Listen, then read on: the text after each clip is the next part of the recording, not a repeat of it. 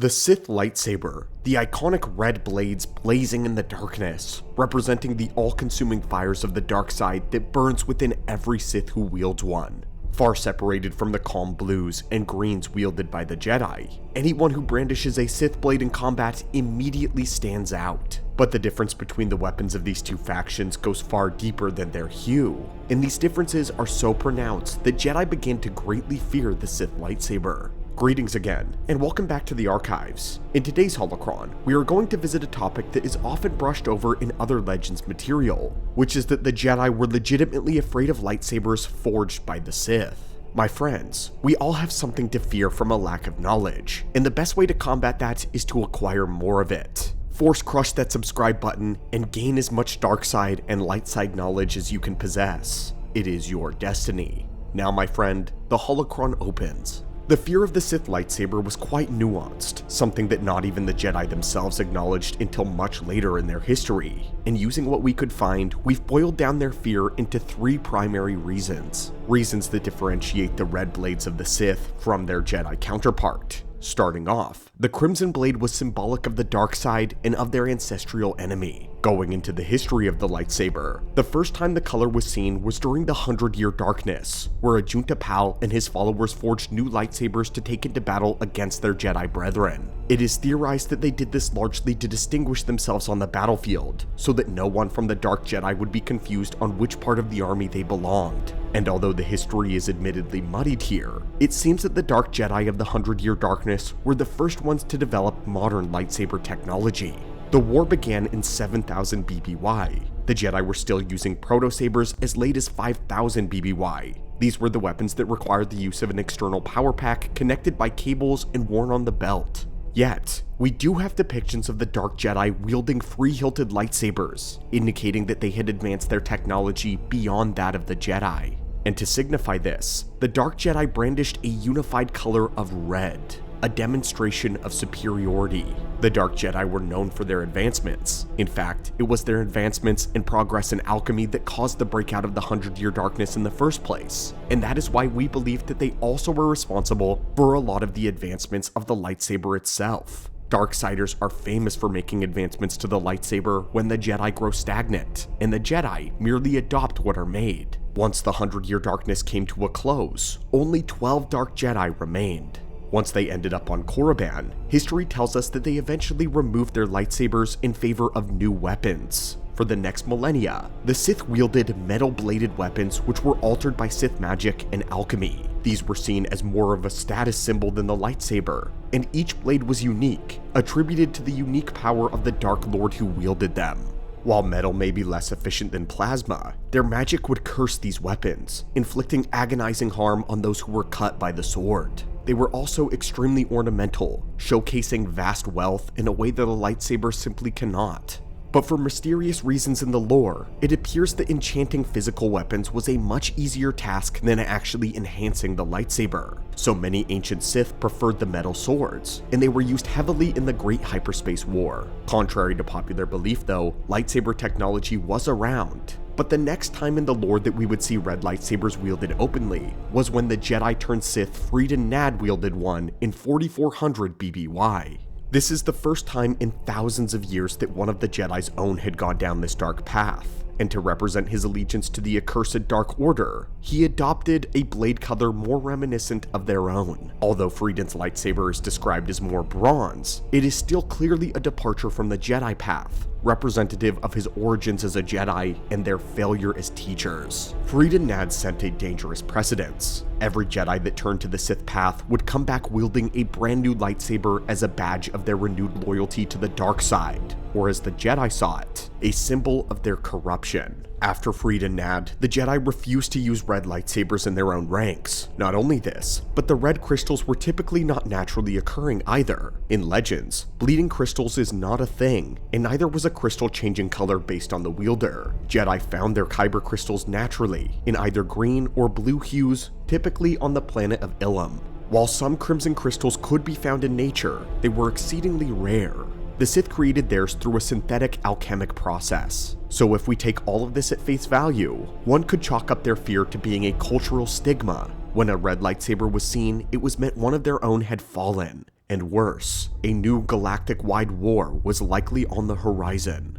But their fear of it proceed into the wars themselves, and because of written account by Jedi of the Old Republic, we finally understand a greater reason as to why. The following entry was recorded circa 1010 BBY, during the War of General Hoth's Army of Light versus Lord Khan's Brotherhood of Darkness. It comes to us from Jedi Master Pernikar, and we've edited it slightly for brevity. The entry goes as follows. In our most recent confrontation with the Sith, I finally met up with my former Padawan, Wud Mortil, who went missing more than 8 years ago. I had just slain 3 Sith soldiers when he called out to me. I turned to see an armored figure among many others on the battlefield. Only this one was running at me with open arms and a broad smile on his face. He laughed as he came at me, running as if to embrace me the way a son might embrace his long-lost father. And then, a lightsaber suddenly appeared in his right hand, and a red blade ignited.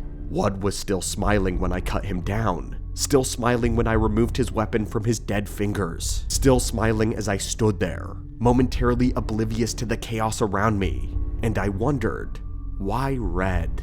Surely I've seen enough Sith lightsabers in my lifetime that I should have wondered this before. But for some reason, I'd never pondered this question until I realized Wud had forsaken the green-bladed lightsaber, the one that he'd made for himself a decade earlier. At the time, he confided that he felt such a strong connection to it. What had caused him to ally with the Sith, I cannot say. But as I held his Sith lightsaber, this poorly crafted insult to his heritage, it was hard for me to believe that he could have joined the Sith willingly. I know it sounds ludicrous, but I wondered if the Sith lightsaber had been somehow responsible for his conversion. Was there anything in the Sith's weapons properties that might have made him want to relinquish his Jedi lightsaber to begin with? I consulted our armorer, asking if she had any knowledge about whether any properties of Sith lightsabers affected the behavior or disposition of its user. She answered, "I know they affect me, because whenever I see a Sith holding one, I'm inclined to kill them." At my request, the armorer analyzed the Sith lightsaber that I had recovered from my former Padawan. She confirmed that his lightsaber contained synthetic crystals, as did every other Sith lightsaber that she had ever examined. But still, when I think of that wicked smile on Wud's face, I have difficulty dismissing the feeling that the weapon exerted some sort of control over him, driving him to do terrible things. I suspect I am guilty of wishful thinking.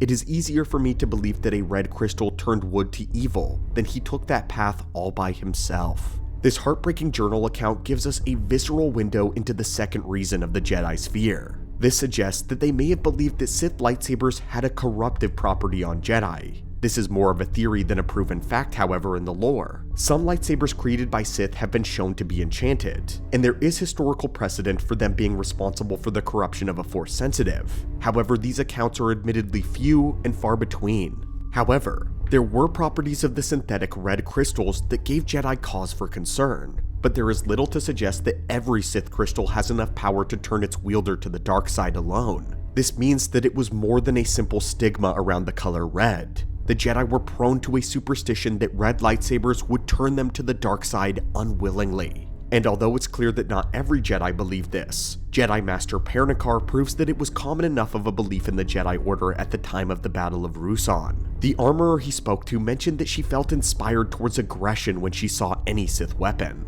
However, there is little to suggest that the lightsaber itself affected her so much, rather than her own internal contempt for the Sith. Blaming the lightsaber could be a way of the Jedi denying or deflecting their aggressive feelings. But our third and our final reason for their fear comes from a known fact about red crystals that is not rooted in superstition or theory whatsoever. This is an excerpt from a holobook entry concerning crystals. Red crystals are ordinarily unsuitable for lightsabers, since they are less stable than the customary green and blue crystals Jedi use for their blade generators. However, red crystals, both genuine and synthetic, glow in harmonic vibration when energized by the dark side of the Force. When energized this way, red Sith crystals, as they are sometimes called, can actually produce a stronger blade that has the rare potential to break the blade of a Jedi weapon, overloading the energy matrix and instantly burning out the opponent's lightsaber. Although this rarely occurs, it is a known and a frightening possibility in combat. Master Pernikar, the one who gave us the story earlier, substantiated this claim when he says that he saw it happen, though at the time, he believed that the Jedi saber had simply malfunctioned.